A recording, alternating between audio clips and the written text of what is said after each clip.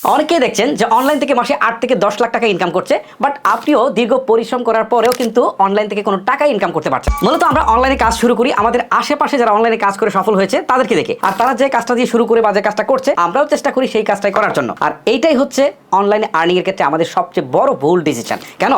আমি একটু এক্সপ্লেন করি। ধরেন আমি টেক কন্টেন্ট নিয়ে ভিডিও তৈরি করি, আমার কাছে টেকটা ভালো লাগে। আমি যদি অসুস্থ থাকি তারপরে মনে হয় যে টেকের কোনো একটা কন্টেন্ট বানানোর জন্য একটা থিঙ্কিং আমার মাথায় সবসময় ঘুরতে থাকে, বাট এটা আমার কাছে একটা ভালো লাগার বিষয়। বাট টেক আপনার পছন্দ না, বাট আমাকে দেখেছেন যে আমি টেক ভিডিও করি, এখানে আমি সফল হয়েছি। এখন দেখা গেল যে আপনিও চেষ্টা করছেন টেক নিয়ে, বাট এইখানেই হচ্ছে মূল সমস্যাটা। সো এই ক্ষেত্রে যেটা হয়, আপনি কিছুদিন কাজ করলেন, কাজ করার পর দেখা গেল যে আপনি খুব একটা সাকসেস হতে পারছেন না, বা মোটামুটি সাকসেস হয়েছেন। 1 বছর 1.5 বছর যাওয়ার পর আপনার কিন্তু সেই কাজটা করতে ইচ্ছে হবে না, কারণ এটা তো আপনার ভালো লাগার বিষয় না। তখন দেখা গেল যে আপনি না পিছনে আসতে পারছেন না সামনে যেতে পারছেন। আপনি মনে করছেন যে এখানে আমি দীর্ঘ সময় ব্যয় করেছি, বাট আমার এইটাই করা উচিত। এই ক্ষেত্রে আমি আপনাদেরকে বলবো যে না, আপনি আগে ডিসিশন নেন যে কোন কাজটা আপনার করতে ভালো লাগে। আপনার যদি আর্টিকেল লিখতে ভালো লাগে, আপনার যদি ট্রান্সলেশন করতে ভালো লাগে, আপনার যদি গ্রাফিক্স ডিজাইন করতে ভালো লাগে, বা ওয়েবসাইট তৈরি করতে ভালো লাগে, বা আপনার যদি ভিডিও এডিটিং করতে ভালো লাগে, আপনার যেটাই ভালো লাগে আপনি সেইখানেই যান, তাহলে আপনি সাকসেস হতে পারবেন। অথবা যদি আপনি কন্টেন্ট তৈরি করতে চান ফেসবুক বা ইউটিউব বা টিকটকের জন্য, তাহলে এখানে দেখবেন যে আপনার কোনটা ভালো লাগে। এখানে আপনি যদি দেখেন যে অভিনয় করতে আপনার ভালো লাগে, তাহলে অভিনয়ের দিকে যাওয়া উচিত। আর আপনি যদি মনে করেন যে আমার রান্নার ভিডিও করতে ভালো লাগে, তাহলে আপনি রান্নার ভিডিওই করবেন। অথবা আপনি যদি ট্রাভেল ব্লগ ভালো লাগে, তাহলে ট্রাভেল ব্লগের দিকে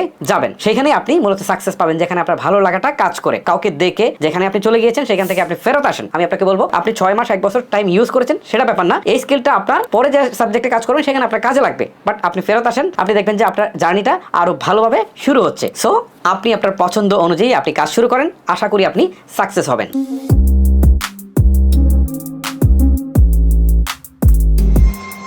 আমাদের দেশের ম্যাক্সিমাম লোকেরই একটা ধারণা আছে যে অনলাইন থেকে আর্নিং মানে খুব সহজ কাজ, অর্থাৎ আমি অ্যাড দেখে টাকা ইনকাম করব, অথবা আমি কিছু টাকা ইনভেস্ট করে টাকা ইনকাম করব, বা আমি গেম খেলে টাকা ইনকাম করব, এই টাইপের ছোটখাটো জিনিস। সো আপনি যদি মনে করেন যে এইগুলো আসলে অনলাইন থেকে আর্নিং এর বেস্ট ওয়ে, তাহলে আমি বলবো যে সবচেয়ে বড় ভুলটি আপনি এইখানেই করে থাকেন। অনলাইন থেকে আর্নিং আপনি করতে পারবেন হিউজ পরিমাণ টাকা, বাট এই ধরনের কাজ করে আপনি জীবনেও সাফল্যের মুখ দেখবেন না, টাকা তো ইনকাম করতে পারবেনই না। এই ধরনের সাইটগুলো ম্যাক্সিমাম ফেক হয়ে থাকে। কিছুদিন আগের ভিডিওতে আমি কিন্তু সেটা আপনাদেরকে এক্সপ্লেন করেছি, আর আজকে এক্সপ্লেন করবো না। আমি বলবো যে কাজে আপনার পরিশ্রম নেই, যে কাজে আপনার ক্রিয়েটিভিটি নেই, এইরকম কোনো কাজ আপনি অনলাইনে কখনোই করতে যাবেন না। মনে করবেন যে এটা একটা ধোঁকাবাজি, তাহলে আপনি কি নিয়ে কাজ করবেন? এখন কথা হচ্ছে, আপনি যদি ফেসবুক বা ইউটিউবের জন্য বা টিকটকের জন্য কন্টেন্ট তৈরি করেন, এখানে আপনাকে পরিশ্রম করতে হবে, এখানে আপনাকে মেধা এবং শ্রম দুইটাই দিতে হবে। এখানে যদি আপনি সাকসেস হন, তাহলে কিন্তু আপনি অনলাইনে আপনার ক্যারিয়ারটা গড়তে পারবেন। এছাড়া আপনি যদি মনে করেন যে না, আমি আসলে ফাইবার, আপওয়ার্ক এই ধরনের সাইটগুলোতে আমি কাজ করবো, আমি গ্রাফিক্স ডিজাইন নিয়ে কাজ করবো, আমি ওয়েবসাইট তৈরি করবো, বা হচ্ছে আমি ভিডিও এডিটিং করবো, তাহলে কিন্তু আপনাকে প্রথম অবস্থায় অনেক পরিশ্রম করতে হবে। প্রথমত হচ্ছে আপনি যে কাজটা করতে যাচ্ছেন সেই কাজটা বেশ ভালো করে আয়ত্ত করতে হবে। তারপর হচ্ছে আপনি মার্কেট প্লেস থেকে কাজ নিতে হবে, ডেলিভারি দিয়ে তাদেরকে সন্তুষ্ট করে তারপরে কাজে কিন্তু আসতে হবে। যদিও এগুলো ডিফিকাল্ট, বাট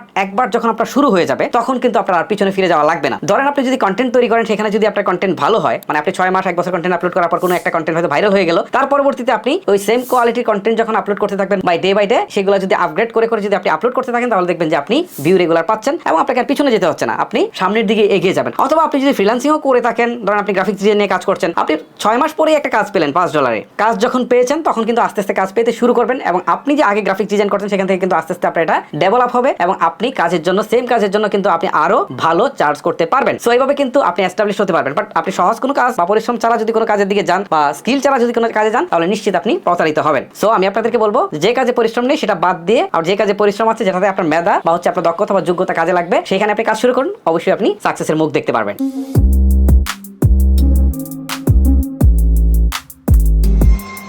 আমাদের দেশের ম্যাক্সিমাম লোকের একটা ধারণা আছে যে কোয়ালিটির চেয়ে কোয়ান্টিটিতে গুরুত্ব বেশি দেওয়া দরকার। আমি যদি যে কোনো জিনিস বেশি দেই, তাহলে আমার ইনকাম বেশি হবে। বাট এইখানে কিন্তু আমরা সবচেয়ে বড় ভুলটা করে থাকি। কারণ আপনি যদি কোনো কন্টেন্ট তৈরি করেন, ফেসবুক বা ইউটিউবের জন্য ভিডিও তৈরি করেন, সেখানে যদি আপনি মনে করেন যে আমি প্রতিদিন 2টা করে বা 3টা করে ভিডিও আপলোড দেবো, আমি বেশি পরিমাণে ভিডিও আপলোড দেবো, এটা কিন্তু ভুল ডিসিশন। ধরেন আপনি মাসে 90টা ভিডিও আপলোড দিয়েছেন, ভিডিওগুলোর কোয়ালিটি ভালো না, সো এখান থেকে দেখবেন যে আপনি এভারেজে ভিউ পাচ্ছেন কয়টা, 100, 150 বা 200। বাট আপনি যখন কোয়ালিটিফুল ভিডিও আপলোড দিবেন, তখন যদি আপনি মাসে 5টা ভিডিও আপলোড দেন, দেখবেন 5টার মধ্যে ভিউ হচ্ছে না, বা কোনোটাতে যখন আপনার ভিউ হওয়া শুরু হয়ে যাবে, তখন দেখা যাবে যে একটা ভিডিওতেই আপনি ভিউ পেয়ে গেলেন 1 মিলিয়ন বা 2 মিলিয়ন। পরবর্তী যে ভিডিওটা আপলোড দিবেন, সেখানে দেখবেন যে 1 মিলিয়ন 2 মিলিয়ন না পেলেও 1 লাখ 2 লাখ পেয়ে যাচ্ছেন।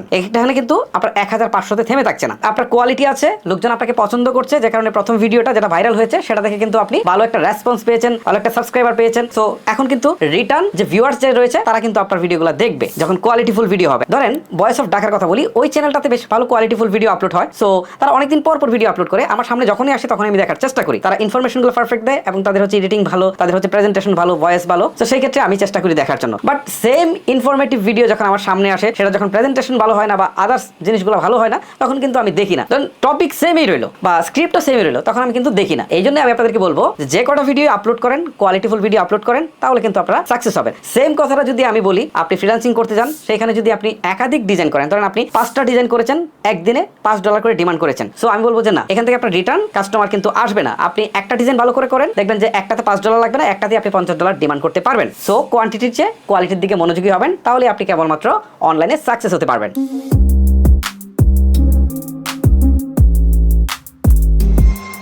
আমি জানি যে অনলাইনে কাজ করার সময় একটা কমন মিস্টেক কিন্তু সবাই করে, সেটা হচ্ছে যে অনেকগুলো প্ল্যাটফর্মে কাজ করে। ধরেন আপনি কন্টেন্টই তৈরি করছেন, আপনি মনে করছেন যে হ্যাঁ আমার 5টা চ্যানেল থাকুক না, এইটা কিন্তু সবচেয়ে বড় একটা ভুল ডিসিশন। কেন? এই যে 5টা চ্যানেল আপনার থাকবে, কোনোটাতে কিন্তু আপনি কোয়ালিটিফুল ভিডিও দিতে পারবেন না এবং কোয়ান্টিটিও আপনি রক্ষা করতে পারবেন না, মানে রেগুলারিটিও রক্ষা করতে পারবেন না। দেখা গেল যে এইটাতে এখন দিলেন, ওইটাতে এখন দিলেন, সবগুলো অ্যাভারেজ হচ্ছে বা ভিলো অ্যাভারেজ হচ্ছে। এক্ষেত্রে আপনি কোনোটাতেই ভালো ভিউ পাবেন না এবং আপনি সাকসেস হবেন না। আমার কথাই দেখেন, আমি জাস্ট একটা চ্যানেল খুলেছিলাম, এই একটা দিয়ে ভিডিও দিচ্ছি, আমার কিন্তু 2টা চ্যানেল নেই, আমার জাস্ট একটা চ্যানেল। সেকেন্ড একটা চ্যানেল খুলেছি শুধুমাত্র প্রাইমারি কিছু কন্টেন্ট দর্শকদের রিকোয়েস্টে দেওয়ার জন্য। সো ওইখানে আমি আসলে টার্গেটে নেই নাই, জাস্ট দর্শকদের রিকোয়েস্টে দেওয়ার জন্য নিয়েছি। এটাও অনেক পরে খুলেছি, আমি প্রায় এই যে 1 থেকে 1.5 বছর আগে খুলেছি। ওকে, সো এখন আমার প্রাইমারি টার্গেট হচ্ছে একটা চ্যানেল। সো আপনারাও যে নিশটা নিয়ে কাজ করবেন, একটা নিশ সিলেক্ট করেন এবং একটা চ্যানেলে কাজ করার চেষ্টা করেন বা একটা পেজে কাজ করার চেষ্টা করেন এবং কোয়ালিটিফুল ভিডিও দেওয়ার চেষ্টা করেন এবং রেগুলারিটি মেনটেন করেন। সেম যদি আপনি ফ্রিল্যান্সিং এর ক্ষেত্রেও যান, তাহলে এখানেও একই কাজ করেন। অনেকেই আছে যারা গ্রাফিক্স ডিজাইনও করতে চায়, আবার দেখা গেল ভিডিও এডিটিং এ করতে চায়, আবার দেখা গেল যে আপনার ওয়েবসাইটও তৈরি করতে চায় বা প্রোগ্রামিংও করতে চায়। এটা তাদের জন্য ভুল ডিসিশন। আপনি যে কোনো একটা কাজে দক্ষ হয়ে ওঠেন, তাহলে কিন্তু এটা আপনার লাইফে সাকসেস বয়ে আনবে। বাট অনেকগুলো কাজ একসাথে করতে গেলে কোনোটাতে আপনি সাকসেস পাবেন না, একসময় হতাশ হয়ে কিন্তু আপনি ফিরে যাবেন। সো এই মিস্টেকটা যদি কেউ করে থাকেন, তাহলে আমি বলবো ফিরে আসেন, আপনারা যে কোনো একটা বিষয় নিয়ে কাজ করেন।